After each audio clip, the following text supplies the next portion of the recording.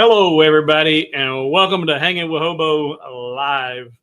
I thank each and every one of you for being here, and we're going to have a busy night tonight. We're going to go over a lot of things. We're going to talk about this design briefly. I'm going to show you how easy it is to take this file and customize it. I had mentioned in the video this week when I debuted this design about this small piece right here. This was made from a single piece of 300 by 300 material. Well, it can be. Mine was made out of a bunch of skeletons. Don't throw nothing away. But it's nested in the file when you download it to be cut out of a single piece of 300 by 300 material. And I said, this is the perfect size for a desktop or a windowsill. But I'm thinking desktop and teacher appreciation or a teacher gift.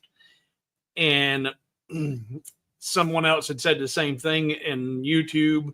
And forgive me for not mentioning you by name right now because the names are all blurred together.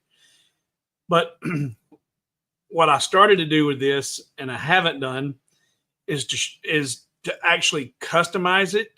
Say if you're, for me, I'm going to do the Yellow Jackets. Say I graduated from high school with the mascot of a Yellow Jacket.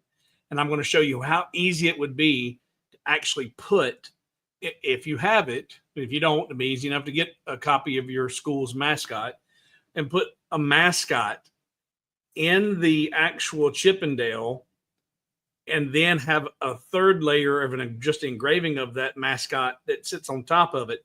So at its proudest, the mascot would still be on the same plane as the outer trim right here. So to line up really well, it'll look good. But now you've really made it personal for that teacher by including the school mascot on it and maybe even put the school's initials or something on the other side. So we're going to do that, show you how easy that is. Plus, in doing these, this one was the first one. And that took a lot of material, and that's the reason Hobo's out of material right now. I think that one took 11 sheets, 11 pieces of 300 by 300 material. Probably not the wisest thing because 11 sheets, that was $25 in material just to make that thing. And it's made out of Baltic birch plywood. So you have to be careful about any plants that you put in these, because if you and how well you finish it. Because if you don't put a finish on it, then you put a plant in there that you got to be watering. Well, you need to put a little tray under there to catch the water, so it's not actually going on to the plant itself. But if you repot it, like I did this succulent here, then it needs to be sealed from the water. And fortunately, with succulents, you just a couple drops. It's not a lot of water. But used all my material on making that one and then this one, and finally got to, because when I run out of material, it's like, well, wait a minute, this is not it. It's not. I'm missing my words. It's too cost prohibitive to make these larger ones, and when you can make this out of a single piece, this one out of a single piece. Now you can make some money doing stuff like that if you want to make them and sell them, because that one, the little one, plus a succulent, you might have $5 tied up in it. And if you were at a show and you're going to be selling them, you could easily sell these. I did some market research local here, and people were like, oh yeah, I'd gladly pay anywhere from $15 to $19 for that.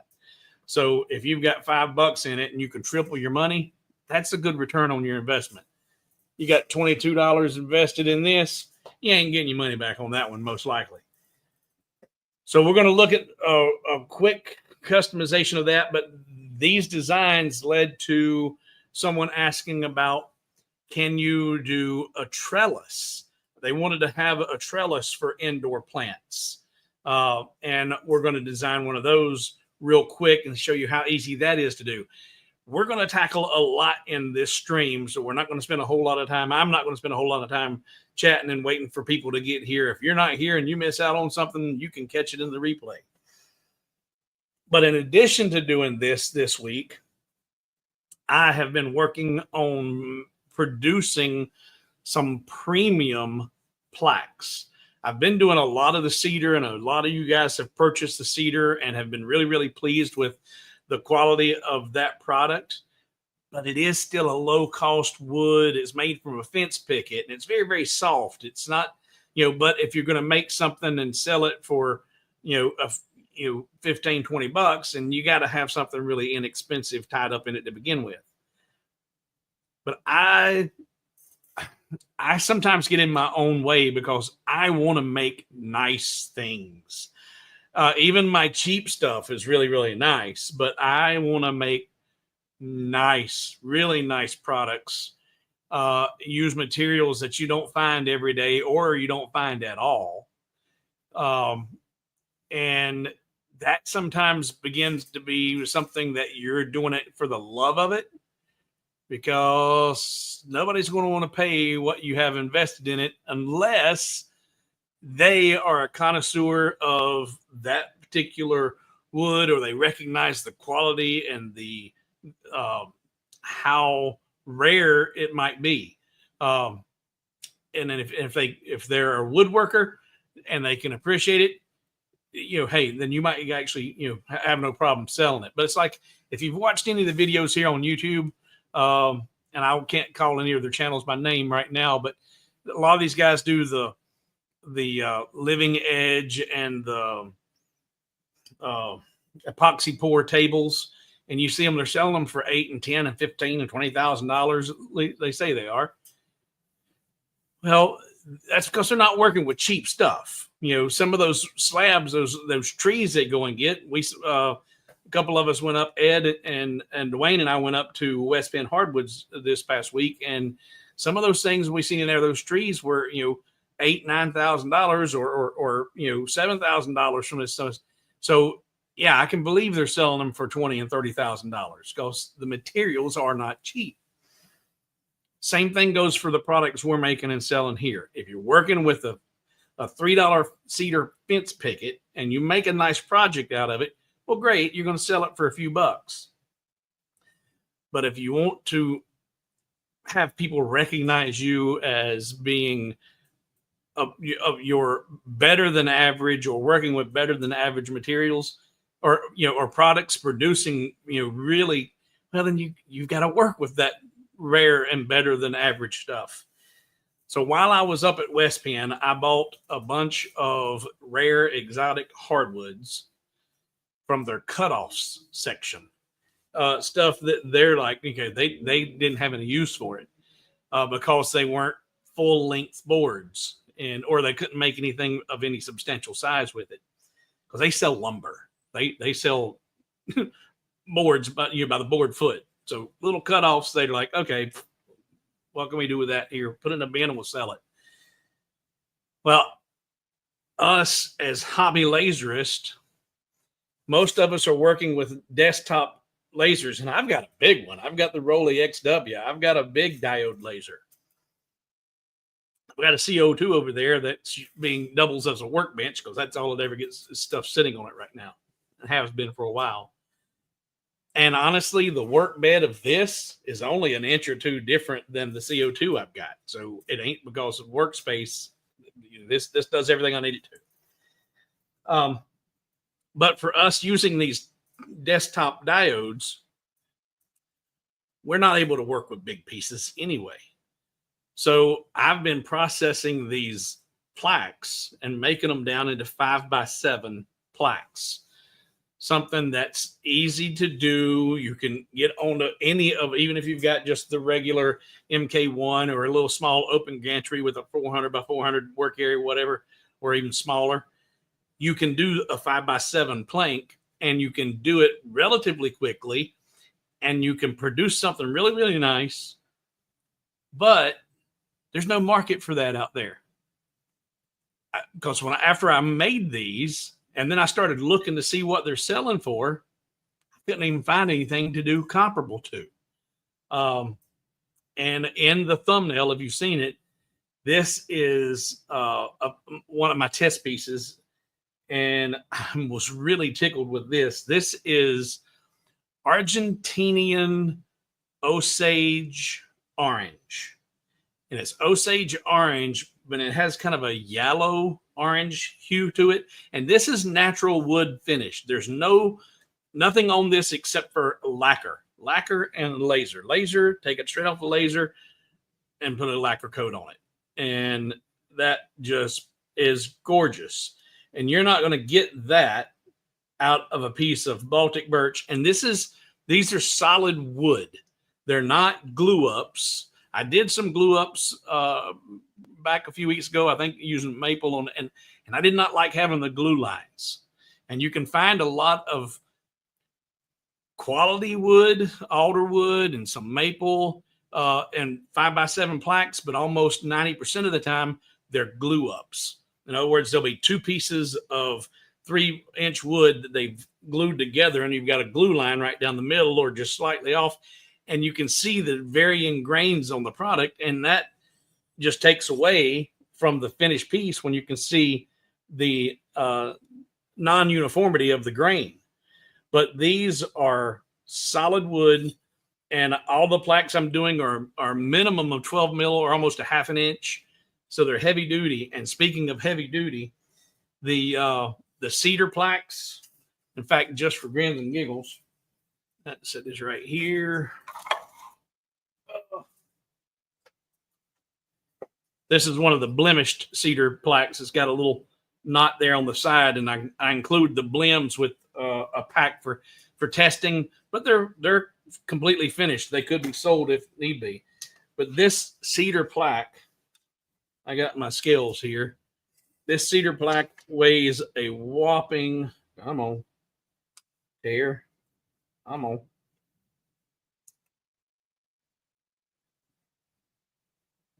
There we go. Units, ounces. This weighs 2.5 ounces or about 7 grams for the cedar.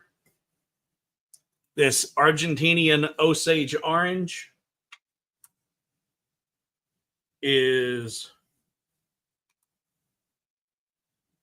about 8 ounces.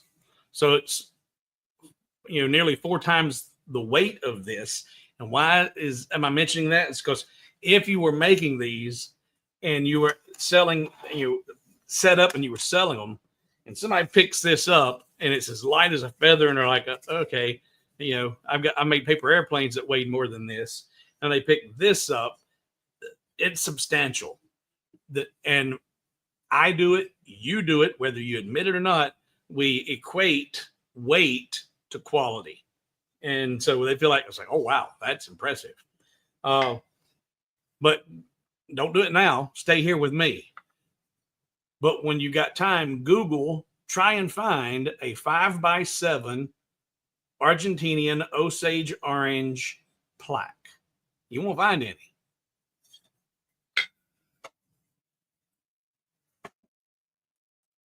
I processed a few of those. And I do mean a few. This was one. And I kept this one because it was not perfect. This was near the end. So there's where the closer to the bark. And this one ended up having a check down it that I could not get planed out, sanded out. So I did not want to sell this. So it gave me an opportunity to test. And we're going to talk about the settings and how I determined, because this was the first time I've ever seen this and worked with it. Had no idea what settings and power and speeds to use. And being as rare as it is, I doubt you're going to find any material library that has suggested settings for a 10-watt diode for engraving this Argentinian Osage orange. First time I cut it, or first time I engraved it, and look how beautiful and dark that is. In addition to the Osage orange, I did... and I've got, here's the two that are really perfect that are going to be for sale. Paurosa, Paurosa, and it's Brazilian Paurosa. It's mistaken a lot of times as a rosewood. It's not a rosewood, but it's really, really, really pretty. The grains on it are not crazy. and it engraves really, really well. I did some test pieces on it, but these are even heavier and more dense. I mean, you can hear it, it's almost like, two pieces of concrete. And then lastly, I got I have a single purple heart 5x7 that's almost a half-inch thick. And again, no glue ups. These are solid wood. So, I mean, it's, and the purple heart, if you've not seen purple heart or not familiar with it, and that's the shadow from my mic. The purple heart is gorgeous stuff, but it's a wood that changes color. It is totally crazy. I'm going to show you over here. Switch. Nope, wrong one. Switch back. Switch here. Switch again. There we go. All right, this is from Cook Wood's website, and this is Purple Heart lumber. And that color is nowhere near this color. But when I processed this wood, this looked like this. And it got from that to this by simply setting it out in the sunshine. It's crazy, crazy. This wood actually oxidizes and turns this color purple. In fact, if I scan down or roll down on this page, here's that. This is, oh, too far. That same piece of lumber, and you can see right here on that bottom piece, it's kind of purplish. That's because when they had cut and processed all this, all of that lumber up to that point of purple was covered by another piece of lumber, and part of that sticking out was getting the sunshine, and it turned it a dark, dark purple.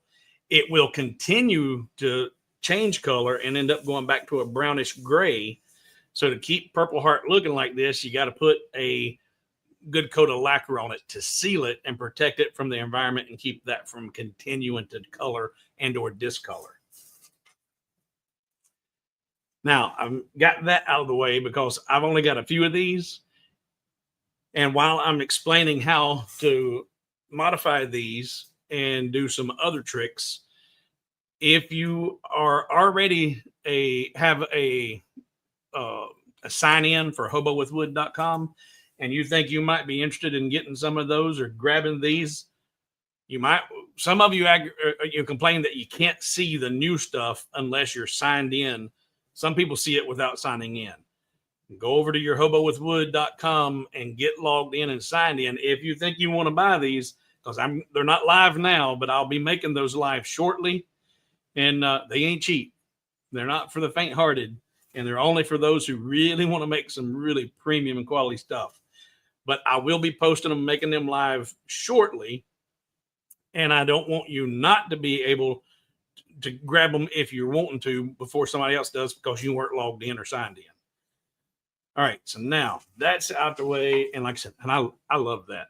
I really do. I'm going to get more of this Osage orange, and I'm going to be making these, specifically these plaques with the Gadsden flag on it, and selling these as you see it.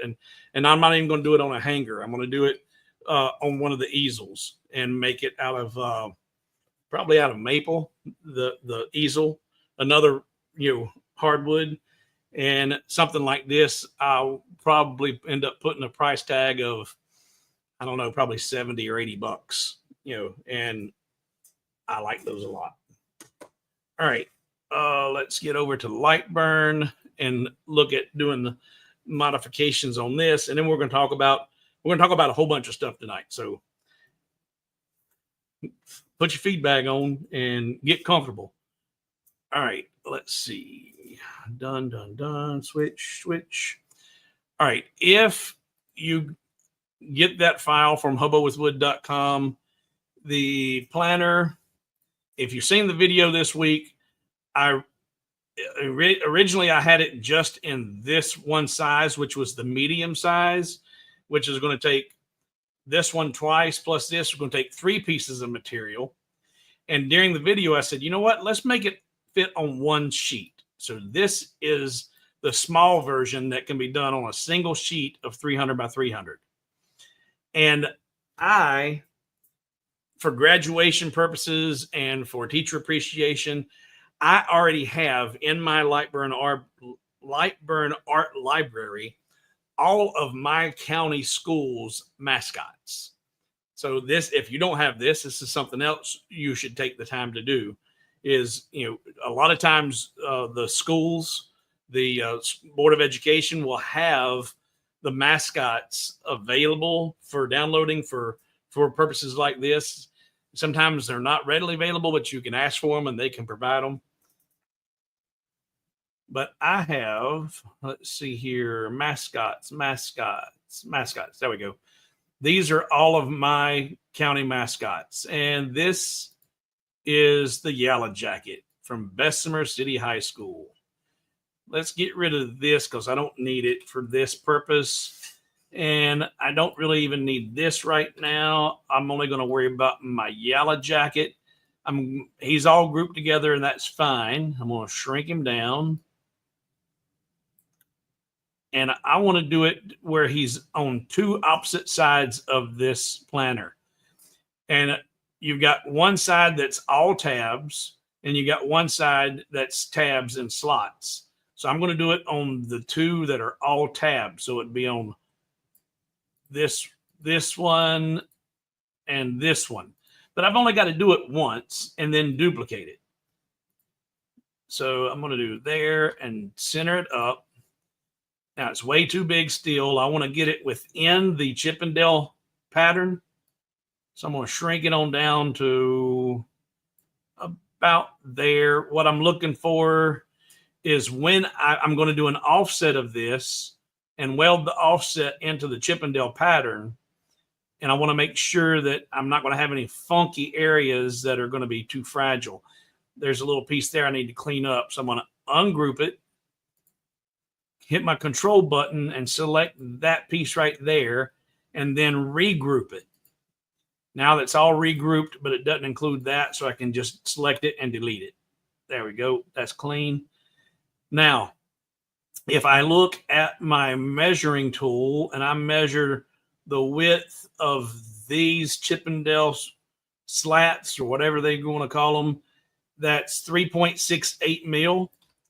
So if I come over here to my Yellow Jacket and I do an outward offset, we want to do outward. I want to do round or corners. Yeah, we'll do round.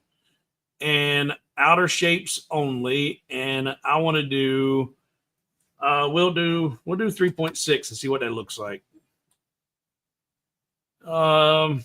I don't know if I want to make it that big. What would half of that look like? 1.8? Not big enough. So 2.5. All right. I'm kind of liking that. I'm looking, actually, no, that leaves a funky area right there. Let's pump that on up to 3. That takes care of that. Getting closer to the original or the other side. All right. And I'm not going to delete my original. Say okay. Now put that on a cut path. Now, and I have not looked at any questions and comments because I'm hauling, guys. We got a lot to do tonight. I'll look at questions and comments in a second here. So I've got all of this grouped together. So all of this grouped together is one object. So if all of that's one object, then what do I need to do with this piece here? I need to add it to this object. So if I've got that as one object, hold shift and select the offset I just created and weld it together. That puts that Yellow Jacket on there, or the offset. Now I've got a little funky piece right there I can get rid of. And the way to do that is ungroup it, hold control, select just that piece and regroup it. Now everything's regrouped back together. Select that piece, delete it, clean that up. All right, now I'm going to come back to my Yellow Jacket and do another offset. And instead of a 3 mil offset, I'm going to do a 1.5 mil offset. Say okay. Put it on a cut path.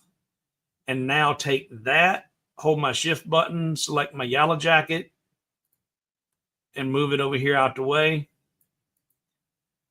That piece is going to be cut out and engraved and then glued onto the face of that piece there. So that piece could be painted the school colors. So that would be like this piece here where I've got this lattice is painted purple.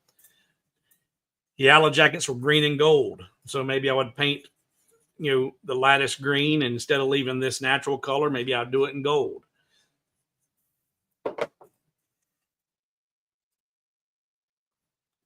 So this would all be painted a solid color. This would be cut out and then engraved.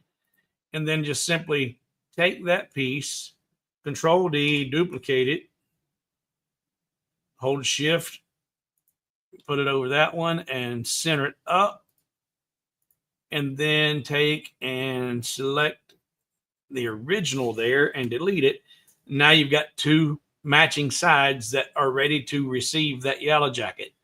Now, if you wanted to put the school's initials on there, then just simply come over and we're going to do the same thing, BC and then enter HS. And you can make it fancy script if you want. I'm going to decrease my vertical spacing, bringing the letters closer together. And we'll shrink that all down. Put it in the center of this one.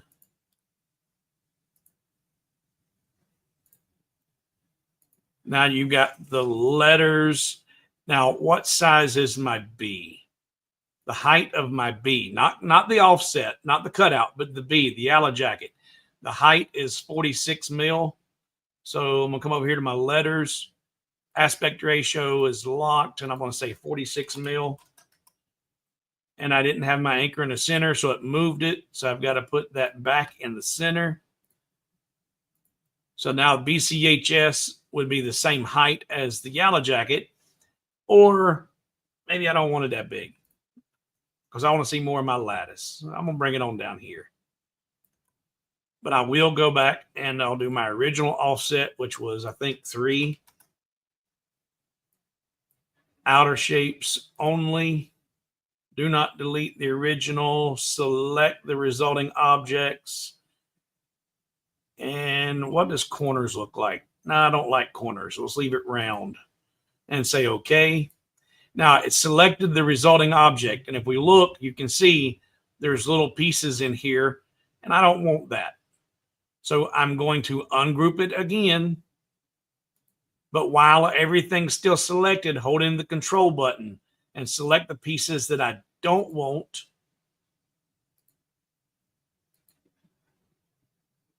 And that over there, which turns out to be pretty much everything except for the outline, which is, and there's nothing left to group. So I can just take and select those and delete it, and delete it. All right. That's one piece, and I want to add this offset to it. So I got to select that piece and say, hold Shift, select the outline, and weld it together. Now the BCHS is in there. This piece, the BCHS, I'll do another offset, and this time I'll do it that 1.5 mil. And say OK. Hold Shift, select the BCHS, move it over here.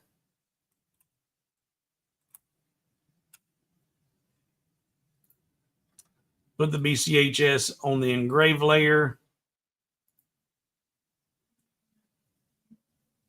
And there's in 2 pieces. And I don't mind that. If you didn't want it in 2 pieces, you could do this. You could select the entire thing and say offset again and take it out to the 1.5 mil. And now you see it's all connected. Say OK. I'm going to select the BCHS. I'm going to duplicate it. Select that one that I just created so you can see the difference of side by side. So now that's all attached, but I've got these pieces in here that I don't want. So I'll ungroup it, deselect the outer perimeter, and delete all the rest of that. Now this is too big because I don't want it to be that full 3 mil. But now that it's all one piece, I'll just come back to offset and do it inward 1.5 and say okay, and delete that one larger one. So now there's one piece that has the same footprint as the two of these. The exact same size, but it's all on one piece instead of having two separate pieces to have to glue, to glue onto your front of your, come on, there you go. And I didn't mean to do both of them. There we go. All right. And then you would duplicate this one and eliminate this one. So now I'm going to jump over here and look at the questions and see if I've lost anybody. Glad to see that we've doubled our numbers. Glad everybody who's joined in and signed and participating in the stream tonight. Going over a lot of stuff. If you were late coming, then you will definitely want to go back and watch the replay because I did not do a lot of chit-chatting in the beginning. We just went straight into what we're going to be looking at. Remember, if you have questions and comments that you need me to see and do not want me to miss, if you're first-time viewer or first-time contributor, pay attention here. If you have a comment and you want me to see these comments, put 3 exclamation points in front of your comment. If you have a question that you really, really want me to see and answer, put 3 question marks in front of your question. Those 3 punctuation points in front of your question or comment jump out at me in the comment stream, and I will see those and address them. I may or may not see your question or comment otherwise.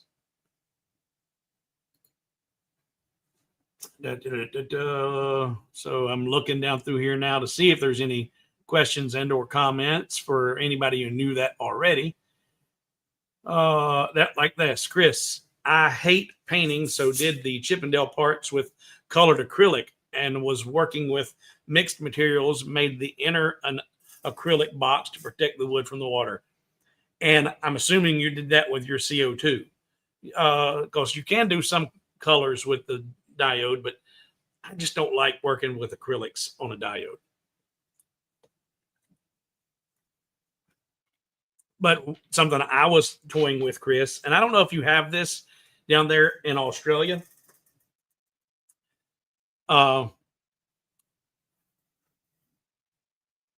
If you don't have this product, you've probably got something like it. But one of our notorious infomercials here, and it's really a good product. I kind of make fun of some of their commercials, but it's a great product.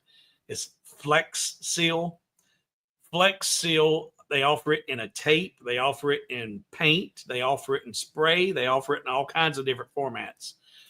And the Flex Seal is kind of a rubberized paint. And they do offer it that you can brush on. And that's what I was toying with if I was going to be making some of these myself. And I wanted to try and make them more water resistant and make them out of the Baltic birch. Then I would coat the inner lining of it with the Flex Seal. The Flex Seal is going to do multiple things. It's going to make it water resistant. And it's also going to be a binder that's going to help hold everything together.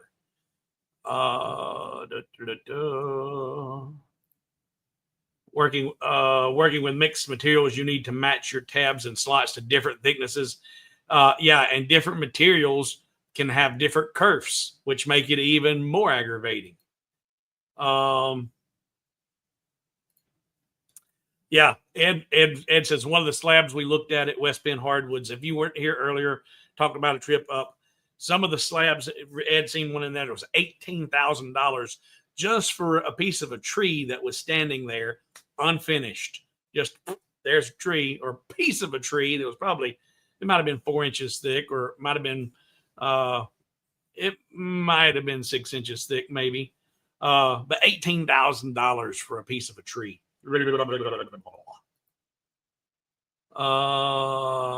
Chris, that don't tread looks great. Just wish I could buy 3X Rust-Oleum. That's not triple thick. That's just lacquer. This is not triple thick. This is just a lacquer finish. No triple thick here. I've actually quit using the triple thick. I found that I'm impatient. I didn't just find that out. I'm impatient. And I found that the triple thick requires more curing time than I like to allow. So I've gotten really good. I mean, you look there, right there. For some folks who don't know how to apply triple thick, this actually looks better than some triple thick finishes. But this, before I engraved it, I pretty much almost burnished this wood with sandpaper down to 380, almost 400. I mean, it was slick, polished, super, super slick. Then I engraved it. Then once I engraved it, I put just a very, very light coat of lacquer on it to raise the grains.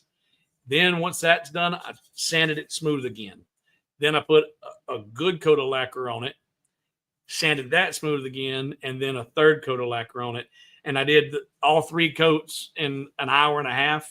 And it takes more than that for just the first coat of triple thick to cure properly. But that's just Rust-Oleum lacquer finish. No triple thick.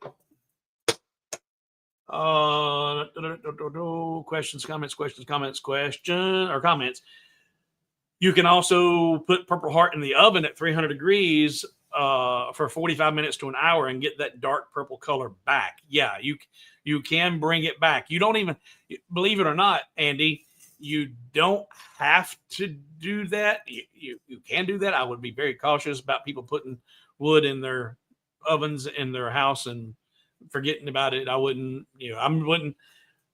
You can simply take a piece of Purple Heart that is darkened and sand it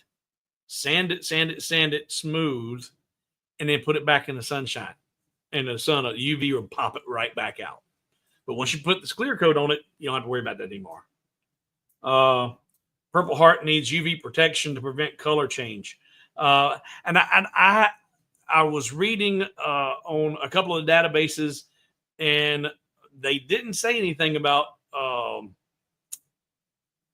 the UV protection so much as it was about getting in fact, they specifically said putting lacquer finish on it to seal it from not just the UV, but also from the environment. Because from what I understand, and this is from what this brain understands, and that sometimes ain't that much. I tell the guys up at West Penn Hardwoods that I'm no longer a preschooler when it comes to hardwoods. I've now graduated to kindergarten. I'm still learning. But from what I've read and what I understand, it is UV, but it's some type of oxidation that's taking place, and it's a combination of the atmosphere, and the oils. But from everything I've read, lacquer will stop the color change.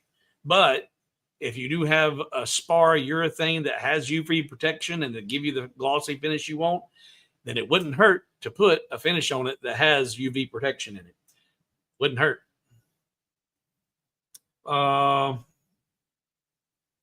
Yeah, Terry. No exclamation points here, but I just happened to see this. The Purple Heart's fantastic for wood turning.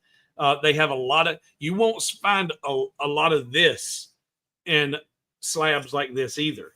In fact, like I said, I challenge you to go and Google when I make my pieces live on the website.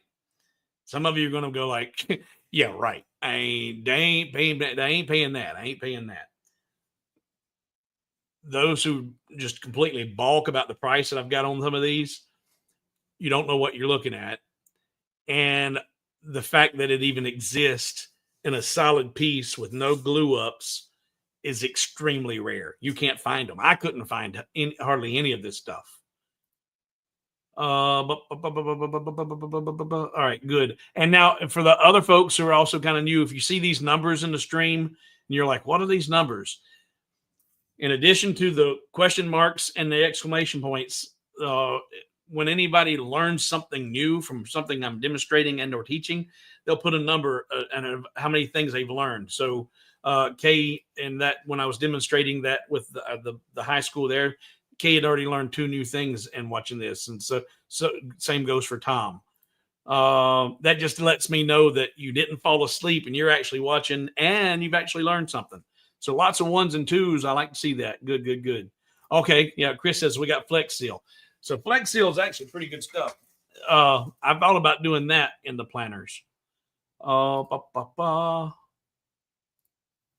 have 1 rack dedicated to paint and lacquer drying, etc. Yep. I think 90% of Purple Heart is used for inlays and turning from what I've seen. Yeah. And I've not seen anybody use it on a plaque like that at all. It would be something to be truly unique. All right. Now, I want to share with you how this was my first time ever engraving this. And if you have an art library or a material library in your LightBurn or any of your software that you use for engraving that has material settings for Argentinian Osage orange, I'd love for you to comment, throw your hand up and say, hey, I've got a setting for that. It don't exist. I couldn't find it. And I look, and I've got Dimitri's art material library from Rolly, which is extensive. He's got some stuff I've never heard of, but he don't have this. So I'm like, all right, I got 1 piece. I don't have any test pieces. How am I going to figure out how to engrave this and not screw the pooch and waste a piece of material? Technically, this was waste dirty. It's not something I was going to sell. So, and also when I get these rare exotics, you're probably not going to have anything in your library either or have any firsthand experience with them. So if you purchased something from me, it's to my advantage to be able to share with you what I found that works with an asterisk. What works for me is not guaranteed to work for you for various reasons. And we'll go into that in a little bit too. But how did I get such an excellent result on that engraving? And I see so many folks in the Rolly Automation Facebook group who are commenting about, hey, when is there going to be an upgrade for the MK1? Or I want to get a 30-watt laser for this. I want to get this. I want more power. I want, they're pulling the Tim the Toolman Taylor. I want more power. And then that same person in their next post is complaining because they can't get a dark result with their engravings. The two do not go hand in hand. More power is not going to equate in better engravings. In fact, it can make it worse. Less power will give you a better result with your engravings if you want a dark contrast. Less power and slower speeds. Well, what were the limits of this? Where's my launch point? What do I start with? I don't know.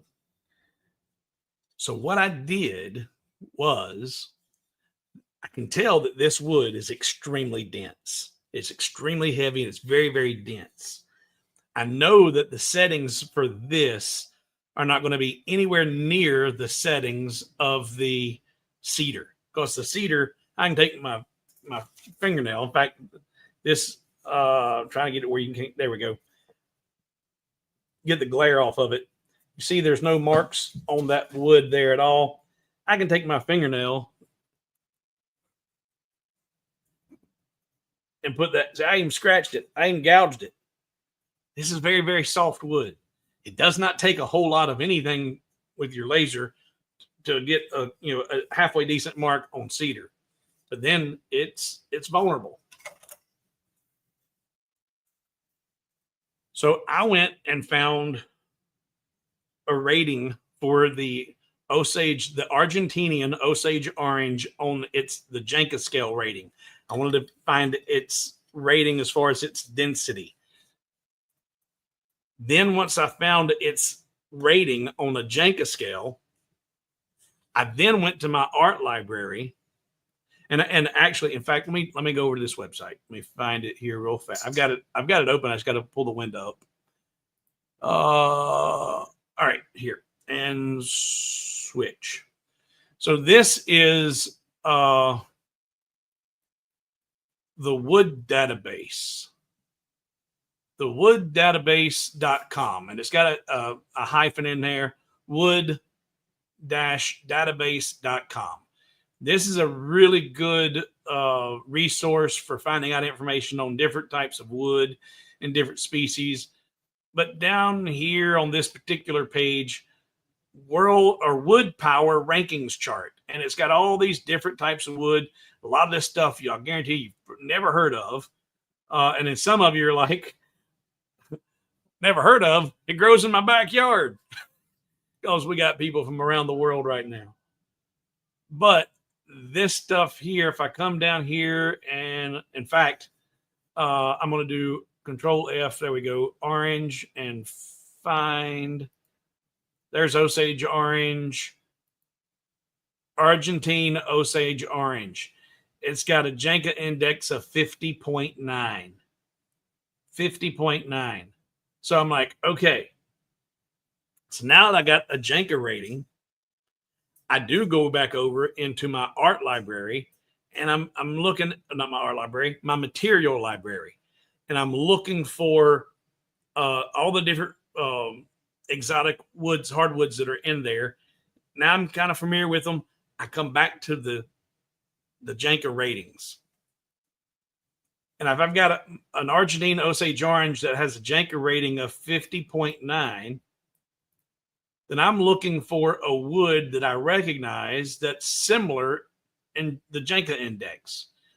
And I do have a setting in my art or my material library for rosewood, and it has a slightly higher Janka rating.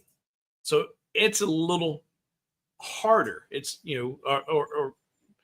so I'm like, okay, I can feel comfortable with using maybe just a little bit less power than what the rosewood calls for. And based on what, and this is off of Dimitri's material library, and his settings are pretty darn good for a starting point. It's a place to start. So I used his rosewood settings to go with this Osage orange because they were so close in that rating. And it did a really, really, really good job. It was a nice engraving. It engraved deep, and it was really quick too. In fact, go over here and go over to the material library and come down here to rosewood. And I did engrave with a 10 watt, and I used my 10 watt, and I wanted dark. And let's look what those settings were. It was 4,000 millimeters a minute at 70% power. 4,000 millimeters a minute and 70% power. And that's what he had listed in one pass for a dark engraving on rosewood. Or no, was it rosewood? Yeah, rosewood. And it did produce a really good finish on here, but it still wasn't as dark as I'd like to have. But it gave me a really nice deep pocket. And it had some good color to it that would probably have been more than acceptable for 98% of the people. But to get that dark black, I then, without ever moving the material, nothing's been touched, the laser finished its job, went to its finished position. I just went right back into LightBurn And then I used what I know gives me a very, very dark black on just about any of the woods that I use with a 10-watt diode. And I used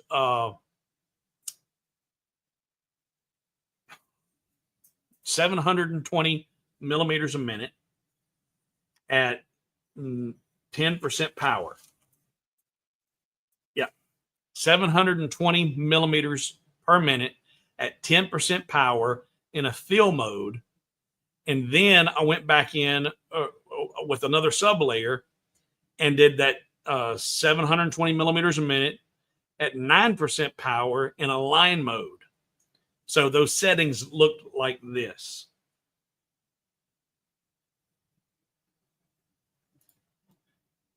I'm going to put this on a black layer just so I can go to cuts and layers.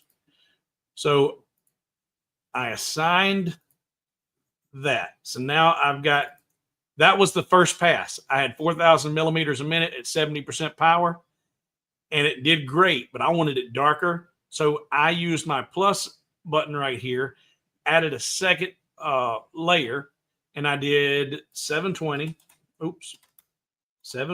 at 10% in fill mode. And then I did another plus, left it in line mode, 720 at 9%. And then I went back to that first layer right there and I turned that off because it's already run. I did not want to run that layer again. So then I just went back and said send, and that did what would have essentially been the second pass at the slower speed and the much, much lower power at only 10% power. Then the final pass of the line after fill, and by doing that line after fill just gives a crisp definition to your engraving and makes it look like it was just stamped in there. There's a very defined line for that edge.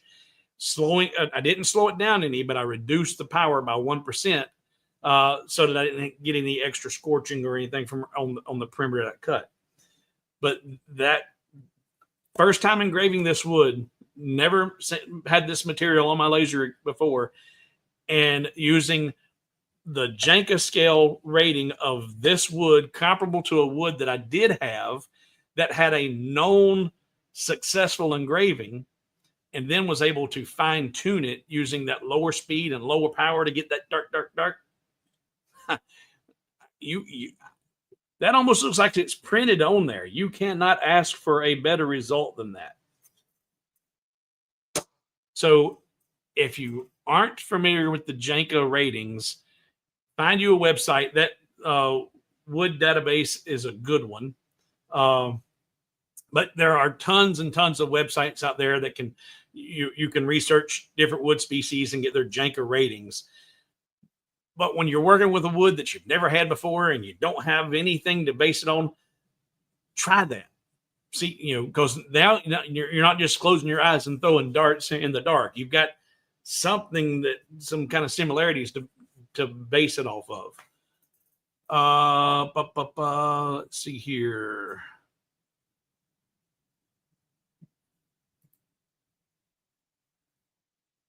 One off pieces I test then set. Oh, well, yeah.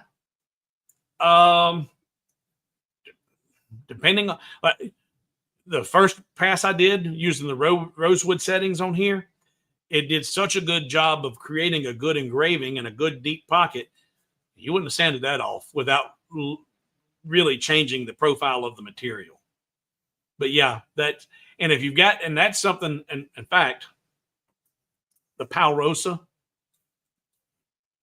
I did have some scrap of the Palrosa, Paurosa, 2 words, Palrosa. And this is the stuff, this was, I don't know if that originally, I think it was either 5/4 board originally. And I mill this stuff down. Oh, nice. And had your 1/2-inch thick plaques. But I started with something like this. but I've got a cutoff here, and I did same thing here. I didn't have anything to base this off of. And since I did have the test piece without doing a lot of the guesswork like I kind of did with that Osage Orange, I just started running some test grids. This one was right off the LightBurn or the software. I didn't make any changes. I just ran a test profile and see what it did. And you can see nothing burnt to a crisp. And I took, the best section out of that, run a next test, and then yet a next test, and kept fine tuning it until I got to this point, and I made them bigger. Let's take Chris off of here, and got some test grids that gave me some good results. And it doesn't show up real good, but that's actually a decent black and dark finish. And this was done with not focused 2 passes. This is 1 pass. So that's something else to think about when you're doing your engravings and your test grids. Sometimes it's not that you need more power, it's that you need more passes, because more power was could actually start burning it to a crisp. And this was much less power, but to get the depth that I wanted, I had to do it in 2 passes. So I'll have that available for folks who purchase any of the Palrosa. And again, these are going to be a place you can feel comfortable trying these settings and not just guessing. Wood is a living, breathing thing. Even though this thing is a dead tree, humidity, atmospheric conditions, environmental conditions, your altitude, your geographic location, your laser, how clean is it? How many hours have you had on it since you cleaned it? How many hours have you had on it, period? Is it still truly a 10-watt laser, or has it gotten a little weak? All kind of variables come into play, so that you should never absolutely say, okay, it worked for him, so it got to be the exact same results for me. No, that'd just be a really good place to start. But test. People are like, well, I see it all the time in Hobo with Wood's Facebook group, Rolly Automation Facebook group. People's like, hey, what are the settings for the Stanley? Or, hey, what are the settings for this? Or, guys, you're not going to learn and study. I've been doing this for over 2 years now. And this is what I did all day today, was just running test grids and finding the best settings on this new species of wood. I'm still test. You can't you'll never stop testing if you want to be really good at this.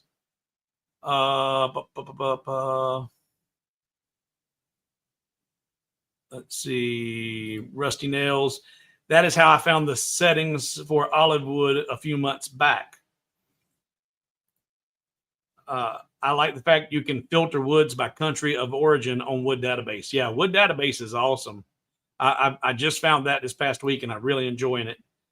Well, troops, tomorrow I have early services at church. Good night for now, and I have a great weekend. I'll catch up with the replay tomorrow, Steve. Great stream, and the changes in the planner was a +5. Well, thank you, and enjoy tomorrow. Okay. All right. So test. Do a little research about your wood. Find out if it's a new product. You can do this, and by process of elimination and narrowing down, you can end up getting to a point like this. But you can also use some deductive reasoning with the Janka scale and the hardness of the material and a similar product that you are either familiar with or have in your material library.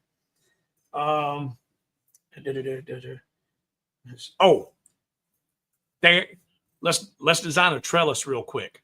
I'm not going to make a design that's going to be on hobowithwood.com for sale, because this is so easy to do. And if you don't need a trellis for your house plants, you might still learn something with just doing this design and the process of creating this piece. So let me go over to LightBurn. We're going to go File, New. Don't need to save anything. So when I think of a trellis that's going to go in a house plant, obviously you wouldn't put a trellis in something this small, but you might need one in something like this. So maybe if a 6 or 8 inch trellis, if it's a plant that likes to climb, and you're going to end up repotting it in something bigger. No, Brooks, I see your question just pop up. Brooks says, so hire Janka, Janka, Janka. Higher Janka, lower speed, no. I only used the comparative values of the Janka ratings of the two similar rated woods because I had a wood that had a close rating on that Janka scale. So then I wasn't just starting from absolutely nothing. And it did not give me a dark engraving. It gave me a really good result, but it didn't give me a dark engraving. So the lower power on a 10 watt and the lower speeds will just char that wood and make it black. It's moving really slow, so it doesn't, and it's not sending a lot of power to it. So it's just charring that wood and burning it really deep, dark, and uniform. On some of your cheap woods and or grasses like bamboo, slowing it down, lowering the power, and raising the focus will also help give you a really, really dark rating. But no, the Janka scale had nothing to do with the speed as far as being equals a lower speed. In fact, initially I did it, I think it was at 6,000 millimeters a minute because that was comparable to the rosewood. The rosewood and the Osage orange were close on that rating, and that's why I started there. I didn't just start with a blindfold on. The Janka rating to give an idea of density. Yeah. Mm-hmm. And since I felt like, okay, if they're similar in density, then they're probably going to have a very similar outcome from the power of the laser. There's no scientific proof on my part by that. It just seems like it makes sense to me, and it turned out pretty good. All right. So if I want to make a 6-inch trellis that I can stick in here that a house plant can climb on until I'm ready to move it out to another pot. Really, really simple to do. And this was a request. Someone asked about this, and there was another request that we're going to modify a plaque here. Like I said, we're going to do a couple of different designs here in the next 30 minutes. We're going over a lot of stuff tonight. And since we're at a temporary break right now in presentation, and I need to get my throat's some of you've already seen my new sponsor, and some of you haven't. And I'm going to take just a second here and bring this up here full screen. And while I grab me a drink and rest the throat, you can see the new sponsor for Hobo with Wood. Every day around the world, unseen tragedies unfold. We often think of animals and the neglected pets yearning for a warm touch. But there's another silent sufferer. The hobby laserologist without blood. His laser, a powerful tool of artistic expression, lies dormant. Its beam, once carving intricate designs into beautiful wood, is now still.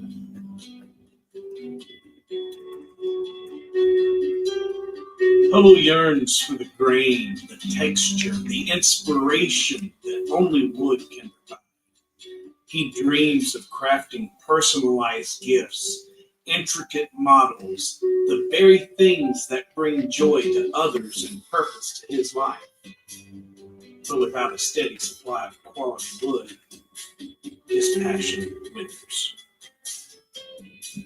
The silence in his workshop is deafening. The creative spark, once so bright, now flickers weakly. How much longer can Hobo endure this woodless existence?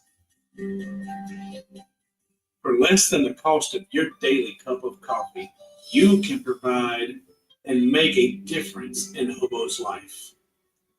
For just $20 a month, you can provide him with a steady supply of beautiful hardwoods, igniting his creativity and filling his workshop with the joyful whir of his laser once more. Your small contribution can unleash a torrent of laser engraved wonders. You can help Hobo rediscover his passion, bring his unique talents back to life. Your support as a gold patron will get you a coupon code that will allow you to download all of Hobo's creations on hobowithwood.com for free. Visit patreon.com/hobowithwood and become a gold patron today. Give that gift of inspiration. Give the gift of wood. Give Hobo a reason to laser again.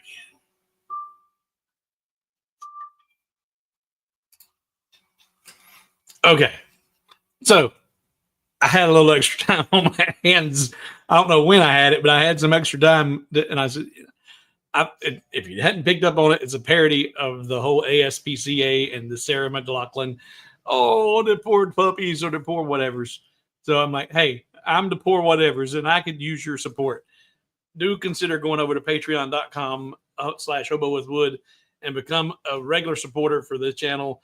I have spent my wad on the premium hardwoods, and I'm out of my Baltic birch.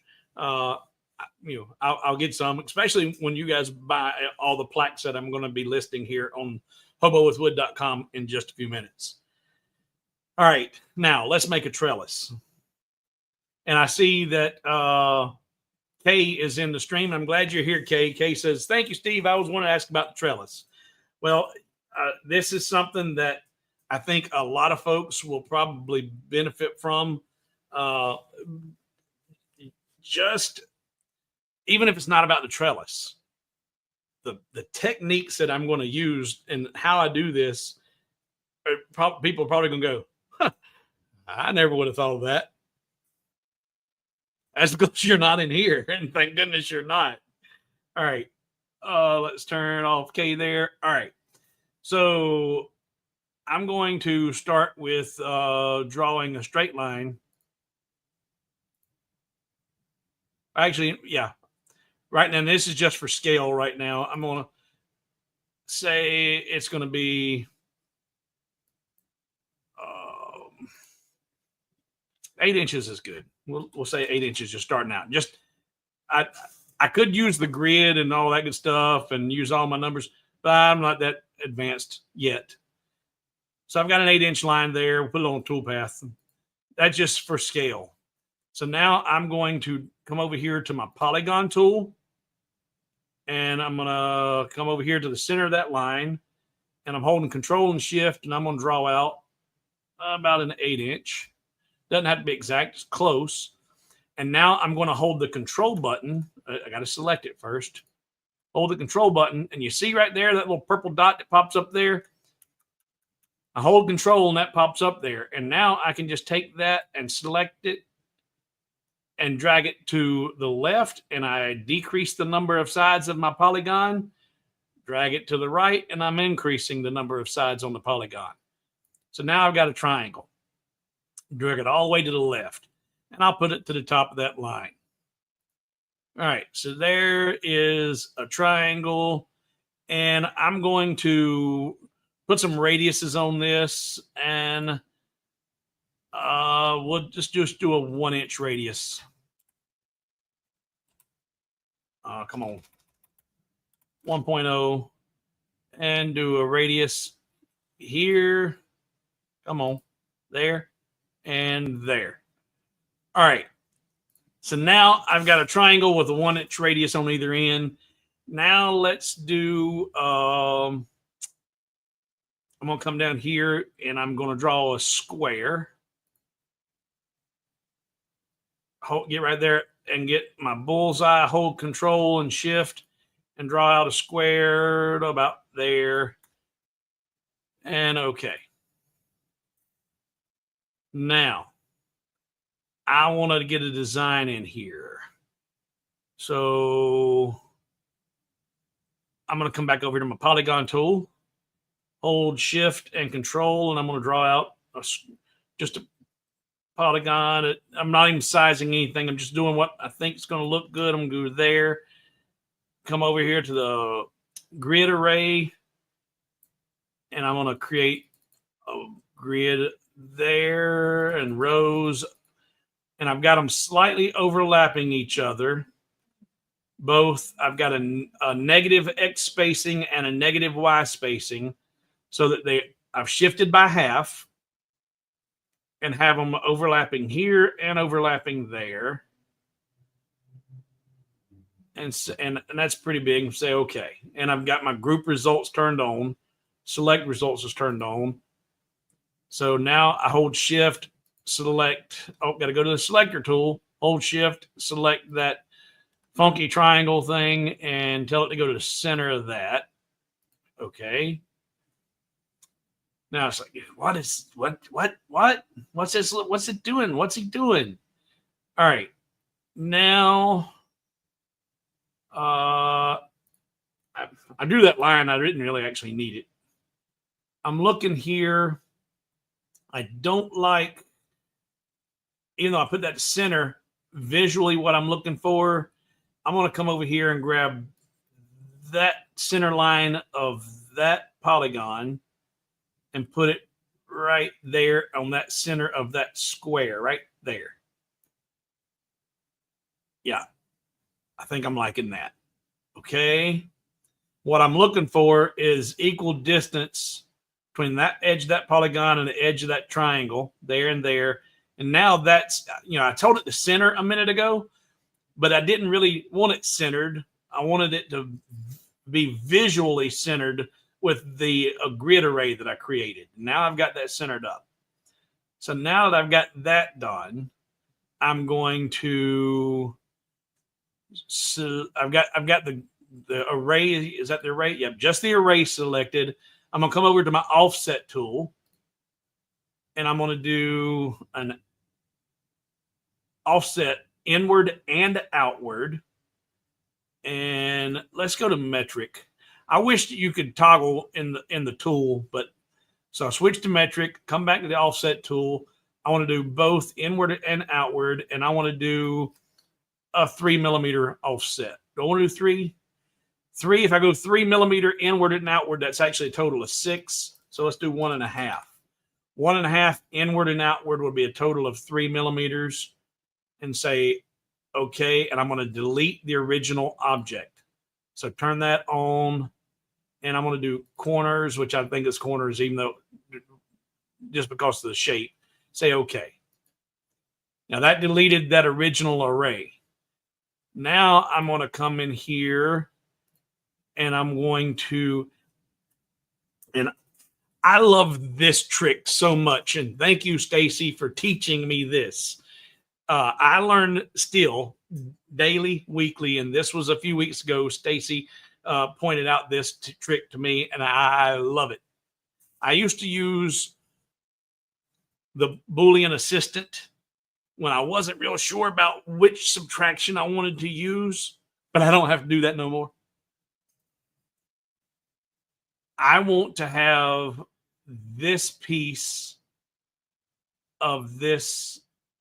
I want to keep what's inside that triangle. So if I say, and I need to keep the triangle.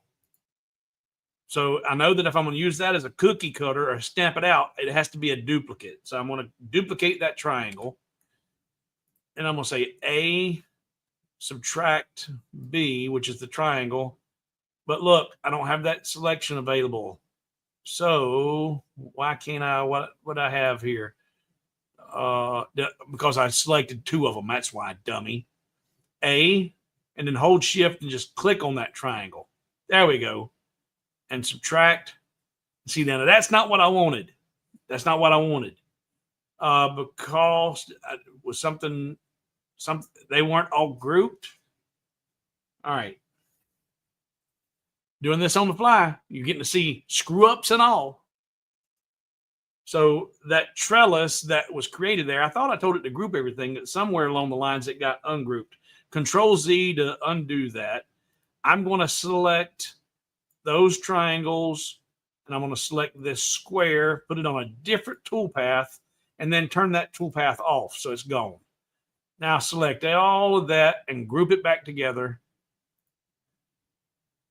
and then turn that back on. And we'll select that one and put it back on the blue toolpath. That was 2 of them. Now there's a duplicate. So A, subtract B. And there we go. This is where, that's not what I want. But Stacy taught me this the other night. Hit Control Z or your undo button, and then click on that exact same result again, or the same tool. And that's what I was looking for. That's what I wanted. And I honestly, like I said, I love that tip. I love that trick. And I cannot express my gratitude enough to Stacy about teaching me that. So Control Z to undo when you use the subtraction tool and you don't get the result you're looking for.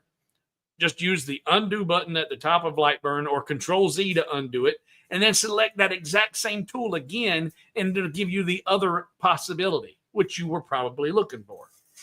I love it.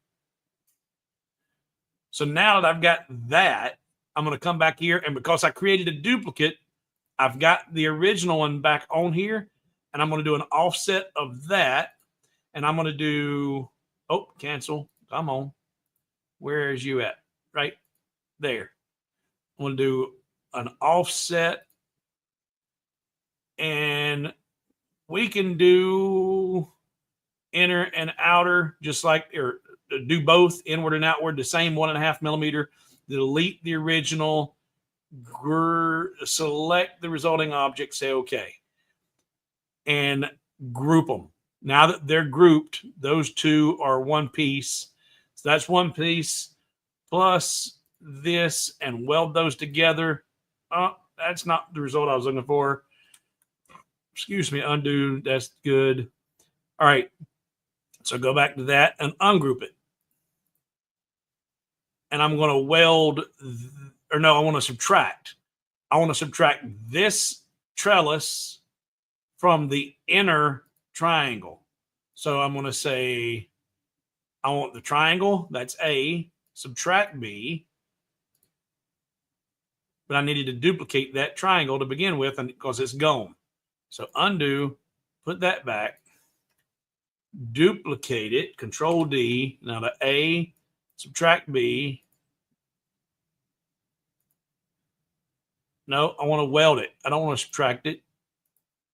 Told you guys, we're off the cuff here. We're trying to figure this out together. Control Z, put that back. A plus B.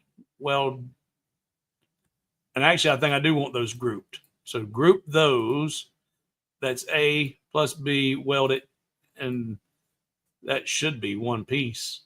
I ain't liking how those have got those funky little pieces there, but those can be cleaned up. And then plus, this is not a design that I'm going to be putting out there. Just showing you how you can play with the arrangement of those grids and the array to create whatever pattern you're looking for. So I could ungroup that and select that and delete it, and select that and delete it, and that one and delete it.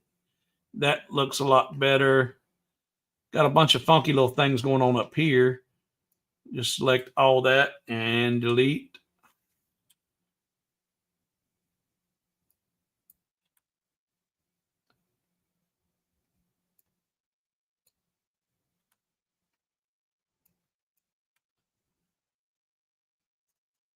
All right, now what is this down here for? I need to put some prongs on it. And I was like, okay, well, you could put a single prong in there, but I don't want a single prong on my trellis. I want to have two prongs on the trellis so that it has something to stick in the soil and bite into. So I want to take that and do an offset inward 3 mil. Say okay.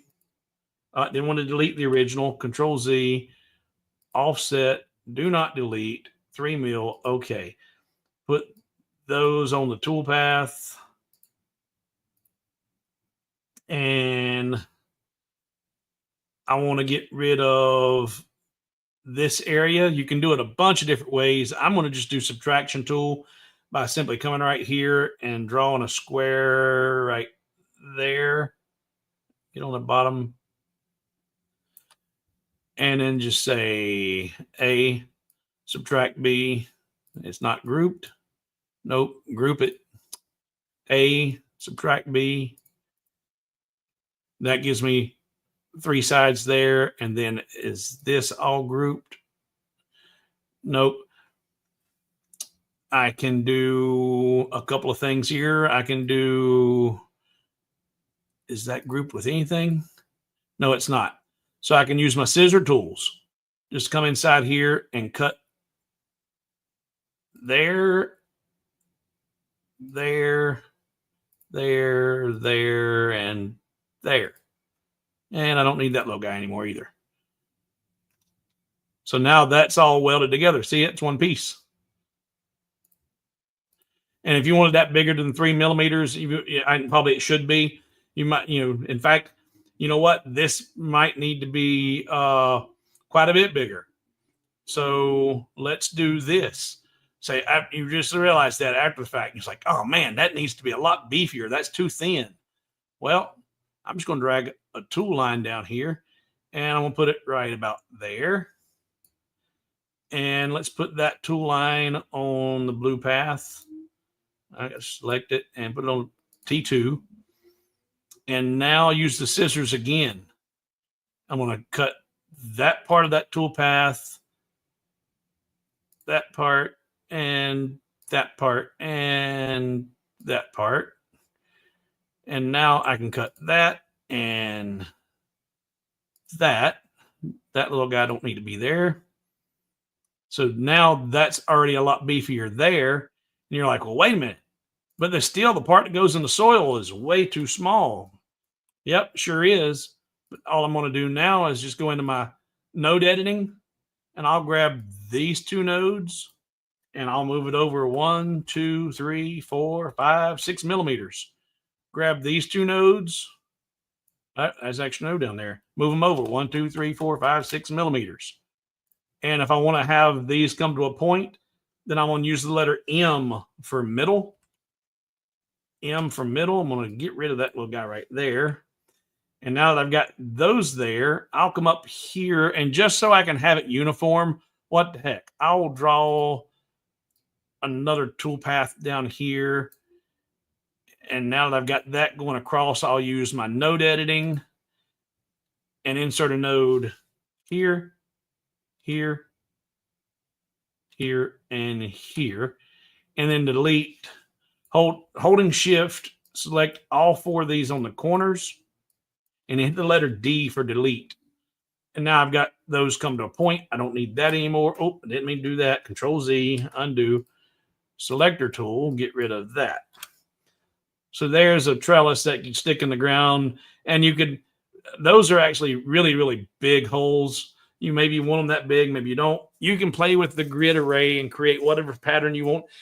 Doesn't even have to be polygons. If you wanted to have it as,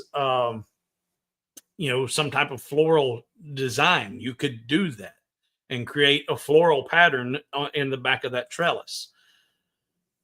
lots and lots and lots of possibilities. And this is something it's not rocket science. And what you just seen, a lot of trial and error. I'm still figuring stuff out.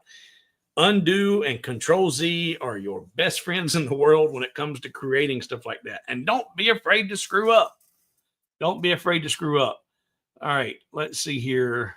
Looking to see. Okay, there we go. Go back to that. All right, comments.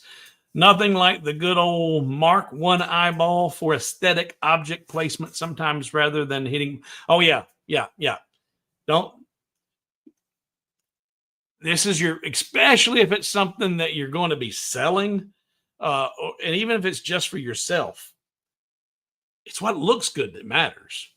If, in fact, I do this a lot with text because text fonts are very, very crazy.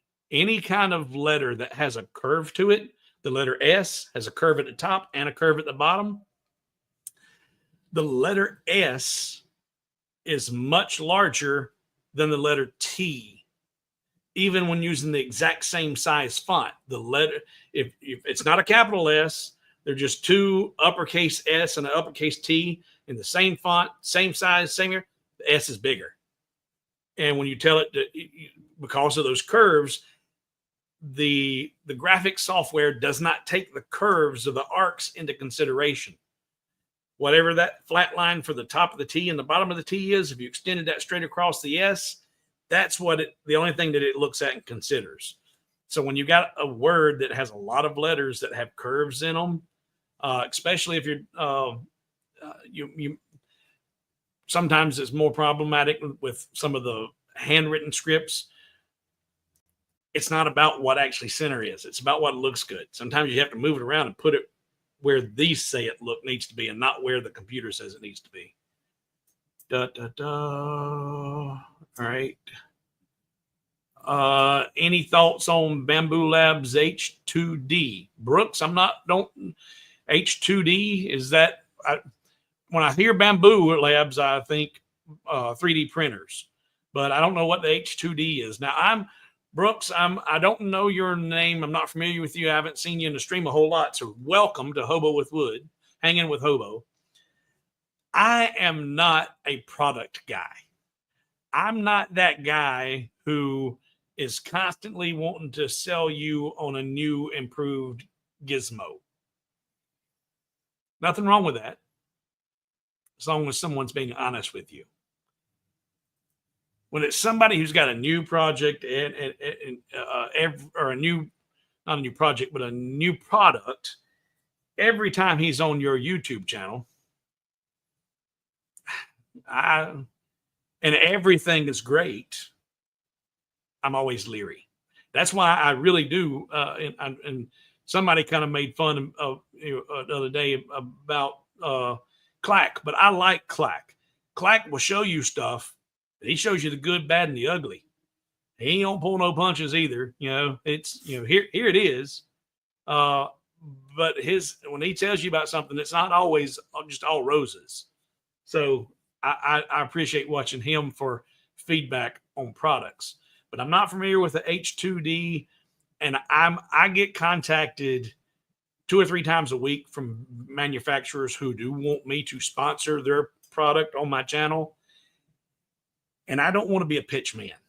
I don't want to be a pitch man. I would rather teach you how to do stuff and create using LightBurn, using the hardware that you have, be it the best laser in the world, the Rolly Lasermatic, or any other laser that you're handicapped with.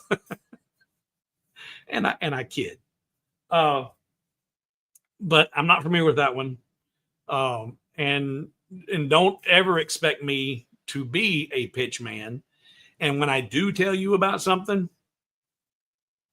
you can pretty much count on it being gold. And otherwise I'm not going. It's like I'm anxiously awaiting my arrival for the Genmitsu Cubico.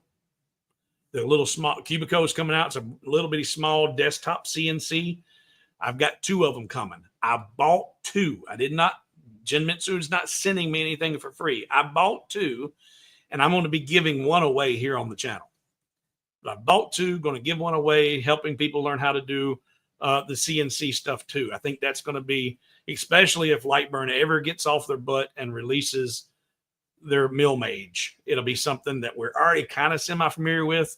And from what I'm kind of seeing, there's not a lot of dissimilarities in the, there are a lot of similarities in the way a lot of that software works. But I'm sorry, I'm not your pitch guy. I'm not one that's always up on all the new stuff. And Tom, thank you kindly. Thank you very, very much. Let's see here.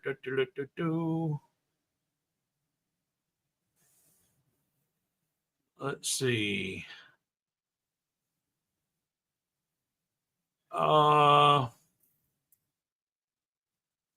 Well, Greg's comment, I just happened to see, I'm engraving pint glasses with a round logo, big learning curve. It is, and it's not. I have a really, really good video on doing round logos on pint glasses. And this is a pint glass, and that's a round logo, but they don't look nothing round at all.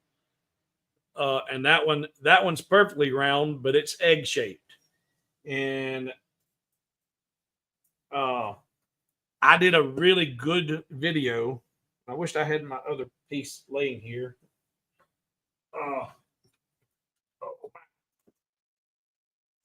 Where I explained the math. I didn't show you a tool in LightBurn on how to do this. I explained the math. I showed you the actual how to take the measurements, how to figure up, and how you needed to warp that tool, that image so that it appears round. About a week and a half after I released that video, LightBurn came out with the warp taper tool that did everything that I explained. In fact, just for grins and giggles, because it's such a good video, I want to get that and share with you that link here in this stream, because this is what I like doing.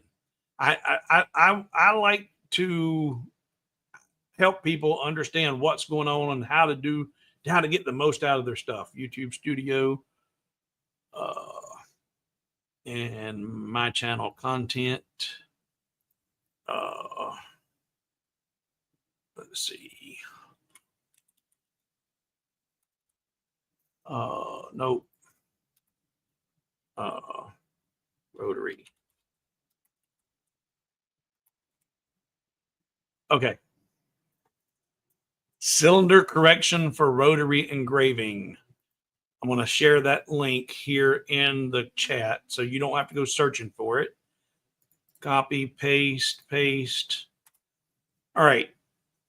So, and just for giggles, I'm not going to play this because I don't want it to start up. But the thumbnail I have here, it shows 3 different shapes and how they look on the glass. I cut them out and then taped them to the side of the glass. And the one that looks perfectly round and it's the ideal shape for engraving on a pint glass, when you untape it and peel it away from the glass, it's anything except round. It's so oblong and football shape. It's funky looking, but it's perfect on the taper glass. Watch that video after the live or tomorrow, bookmark it and go back and watch it. And LightBurn does have in their software now the taper warp tool, which does, let's see here. Yep, there it is. All right, switch. In the laser tools, taper warp.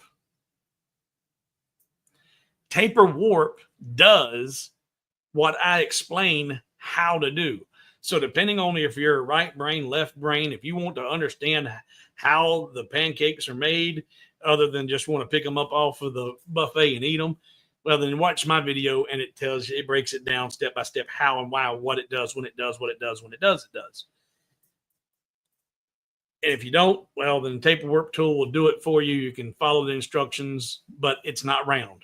By no means is it round.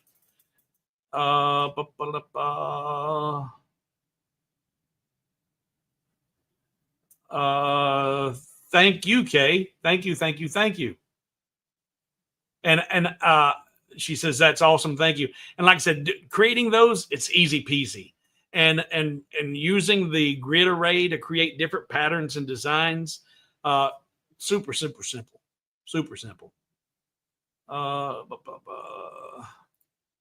Using Control Z is a great way to experiment. Yep. Undo, Control Z, undo.